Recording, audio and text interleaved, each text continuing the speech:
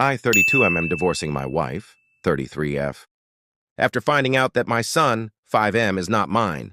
Well, a couple of weeks ago, I found out that my wife cheated on me 6 years ago. The way I found out is that her sister told me after going to visit her to find out how the delivery of her first child was.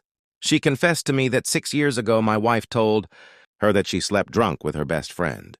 In her words, my wife was very sorry. At the time, she told me I was with my son, and immediately after leaving her house, I went to take a paternity test with him, fearing the worst.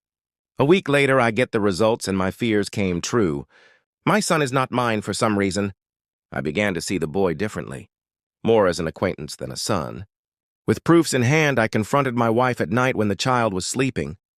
She asked me who told me, and I simply told her that it is none of her business, although obviously it will not take long to connect the dots that it was her sister.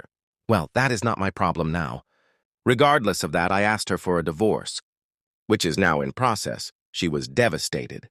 She swore to me more than once that nothing happened with anyone again, that she has been faithful to me in body and soul since then.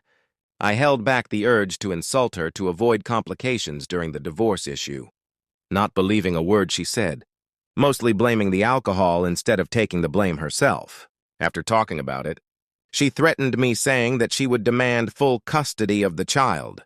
I was so annoyed at that moment that I told her, okay, I don't want anything to do with something that is not mine. That she keep the child and I'll keep the dogs. We have 2 dogs that we adopted as puppies and they are currently 8 years old each. After my words, she tried to convince me to take care of the child with her. That I am his father. At that moment, I exploded.